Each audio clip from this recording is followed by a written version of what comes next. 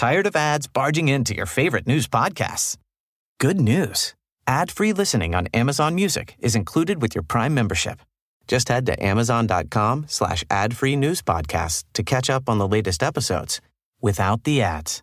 Enjoy thousands of Acast shows ad-free for Prime subscribers. Some shows may have ads. 7 things you don't really need to know, but probably should. I'm Ciara Revin, and this is the Sunday 7. On this week's Sunday 7, we look into the climate crisis, panic about the next pandemic, hear from an extraordinary US Congress investigation about UFOs, and work out how to detect disinformation. But first, on this day in 1898, Dr. John Harvey Kellogg and his brother Will Keith Kellogg invented the flake cereal based on wheat that we now know as cornflakes. The original name, the Battle Creek Toasted Cornflake Company. 7. It's become increasingly difficult for the climate change deniers amongst us to ignore what seems to be an accelerating climate crisis. From heat waves across southern Europe and the US to floods in Japan and Korea, increasing red flags on ocean temperature, melting Antarctic ice sheets, and of course the wildfires that have dominated headlines all week. It's clear that something terrible is happening to our planet. Gareth Redmond King is the international lead of the Energy and Climate Intelligence Unit. They're a non-profit initiative that aims to support informed debate on energy and climate issues. He spoke to Kay Burley on Sky News, and he says that the world needs to wake up to what is only the beginning of the crisis. Bluntly, this is the new normal. We need to learn to adapt to these higher temperatures. But although this is going to get more frequent, this sort of intense and very hot heat wave, actually it will keep getting worse as we keep emitting greenhouse gases. The crisis and accelerating temperatures is also having unexpected effects across the globe. Siberian permafrost is a relic of the last ice age, and it covers vast areas of Russia's Far East. But as the planet warms, it's starting to melt. The world's biggest permafrost crater is in Batagi, and it's begun to expand rapidly as deforestation has exposed the long frozen soil, creating what's known as a slump. Nikita Tananaev is from the Melnikov Permafrost Institute, and he says there's more to come. We're sure, and the satellite observations prove us, that the slump is expanding currently. Toward the future, with increasing temperatures, with high anthropogenic pressure, we will see more and more of those mega slumps forming. Greta Thunberg has been trying to raise the alarm on climate change since 2018 when she started protesting outside the Swedish Parliament every Friday.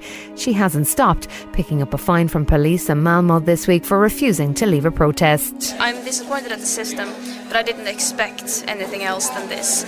We know that the current laws that we have now are insufficient in addressing the climate emergency. She's reflecting a growing impatience amongst activists that governments and the population at large are failing to understand the urgency of the situation.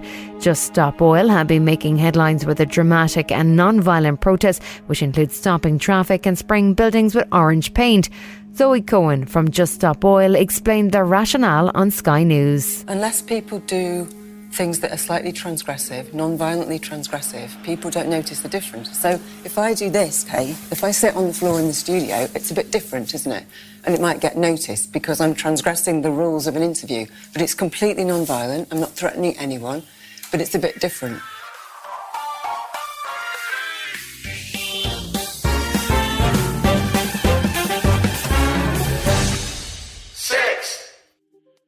Each week we check in on the latest in the world of tech with our resident guru, Will Guyatt. How are you, Will? Yeah, really good, thank you. Let's not talk about X and leave Elon alone for a week. Let's talk Meta instead.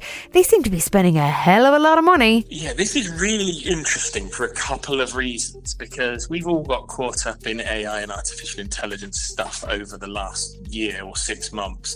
But before that, Zuckerberg was talking about this brave new future of the metaverse. So much so, they've spent $21 billion since the beginning of last year. Now, we're not talking about Twitter or X this week, but that's basically buying half of Twitter or X. It's a staggering amount of money that they're pumping into something that, quite simply, nobody is yet buying and nobody yet really cares about. We're not buying it. No one seems to want it. No one's even talking about it. What's happening, do you think, Will? Are they going to surprise us with another Threads-style launch? I don't think we are. And what's very, very interesting in this story, not tied up with the results, Meta's annual results, is the fact that we've heard in the last week or so, they're scaling back on the technology that they were planning to use in these new augmented reality devices.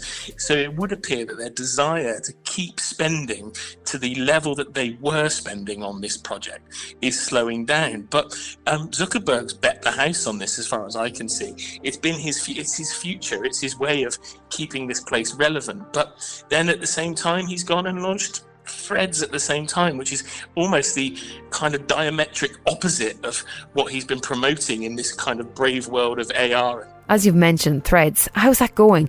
We're a month in and again it seems to have settled down a bit, not hearing much about it anymore. Yeah, it's an interesting one, this, because lots of kind of social media analysts and social media data companies are coming out and saying it's really cooled off, it's in trouble, etc., etc., etc. If you look at the numbers, your average social network takes probably at least 6 months to get to 100 million users. Some of them took years. This one did it in a week. And it's definitely true that not all of those 100 million users are coming back to it. But based on numbers Meta have released, around 25 million of us are still coming back to the service and posting on a regular basis. Thanks, Will. Still to come on the Sunday 7, it's time to prepare for the next pandemic already, and we check into the Seahorse Hotel.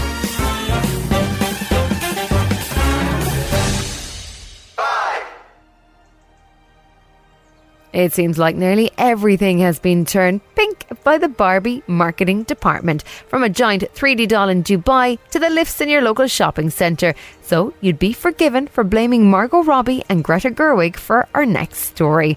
We're heading to Lake Tequirigal in Romania, which has suddenly and dramatically turned flamingo pink. Biologist Adrian Bilbas says we can't necessarily point the finger at Mattel for this, though. The bacteria end up being the only ones to proliferate, to use a primitive photosynthesis pigment, which has a pinkish colour, and these bacteria also colour flamingos' feathers. This pigment is normal. It is characteristic of salty lakes, concentrated lakes, and ones with a high temperature.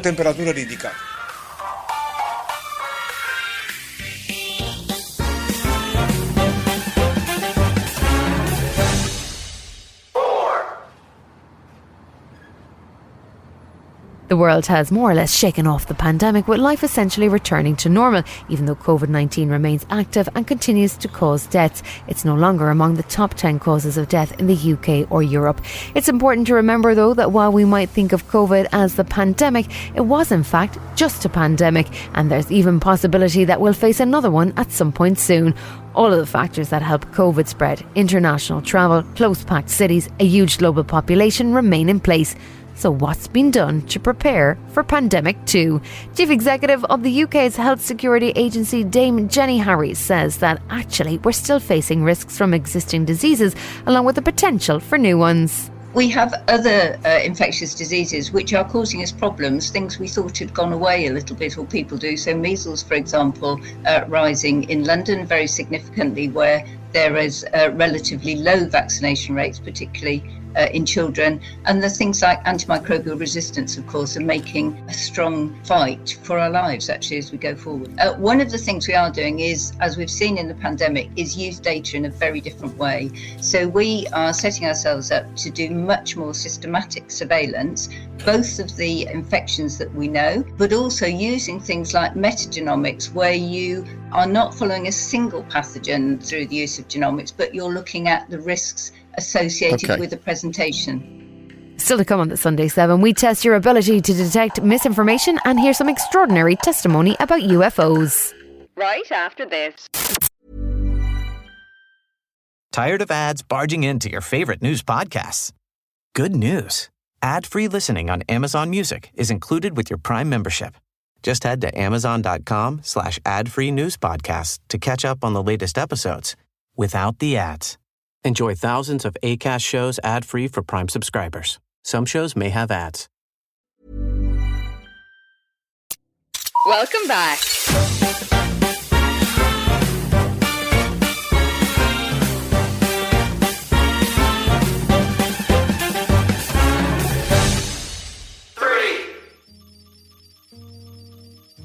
The world is a confusing place at the best of times, but with AI, chatbots and Twitter descending into verified blue tick hell, it's not always easy to tell what's real and what's not. A new YouGov study in the US shows that younger Americans are actually worse at detecting fake news than their older counterparts.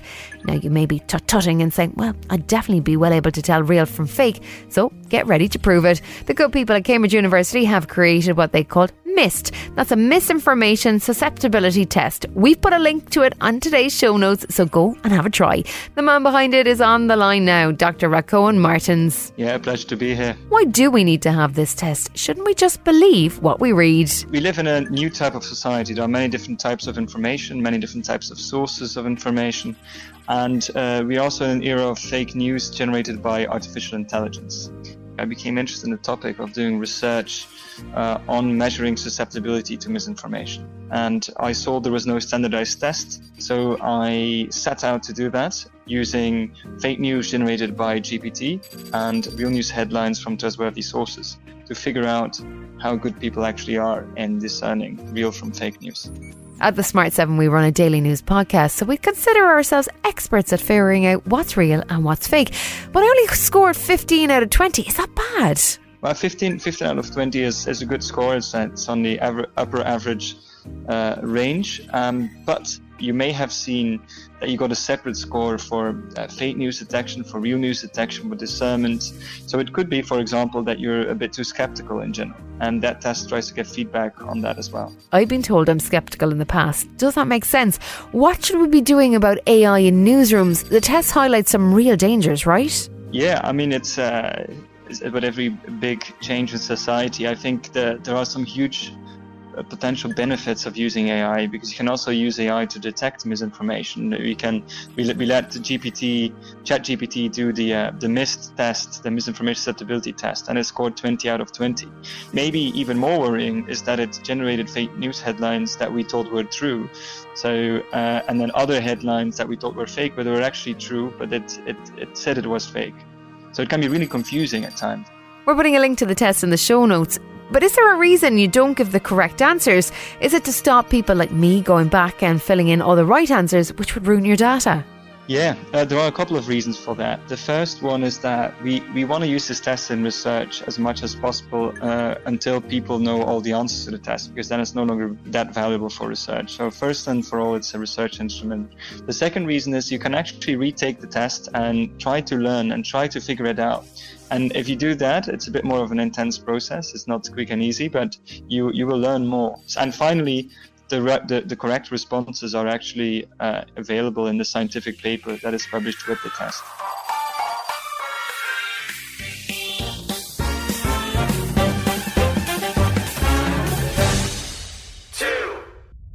One of the great mysteries of our times has been the existence or not of UFOs and alien life. The search for extraterrestrials has consumed dozens of TV shows, movies, books and podcasts, with conspiracy theories abounding about the US government's mysterious Area 51.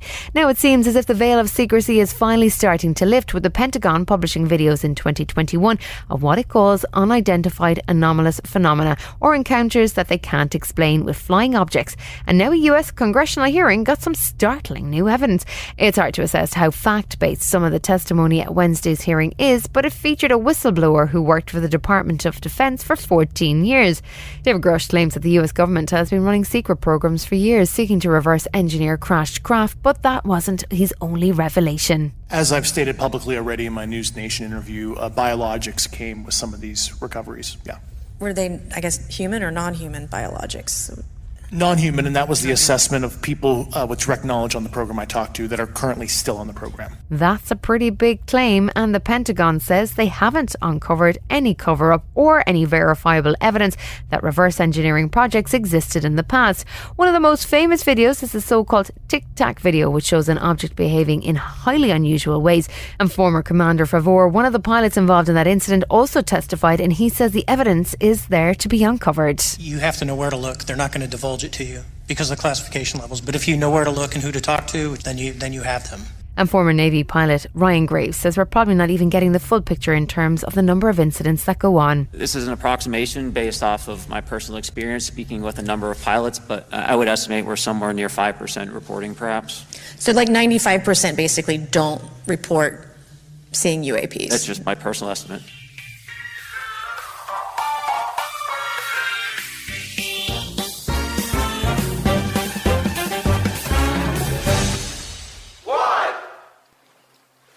The oceans are troubled places right now between a maritime heatwave, noise pollution and the perils of overfishing. It's a tough time to be a sea creature. And one of the most unique and distinctive fish is a seahorse. In Sydney, Australia, a conservation project focused on the rare white seahorse sees marine biologists constructing unique seahorse hotels beneath the surface of the sea. Mitchell Brennan is the project manager for the Sydney Seahorse Hotel, and he explains the rationale behind the scheme. We've seen dramatic population losses, which means that we need to act now in order to help these guys persist into the future. So the reason that these seahorse species is endangered is through habitat loss, so the loss of things like seagrasses and soft corals. So the seahorse hotels we place out into the wild, and over time they will accumulate lots of natural growth, including sponges and algae, and become a suitable habitat for all the seahorses, replacing that habitat that's been lost or degraded in the past. This has been the Sunday 7. However you're listening, do us a favour and hit the follow button. We'll be back tomorrow at 7 a.m. with the regular Smart 7 Ireland edition. Have a great rest of the weekend. Written, produced and published by Daft Doris. Tired of ads barging into your favorite news podcasts? Good news. Ad-free listening on Amazon Music is included with your Prime membership. Just head to amazon.com/ad-free news podcasts to catch up on the latest episodes without the ads. Enjoy thousands of Acast shows ad-free for Prime subscribers. Some shows may have ads.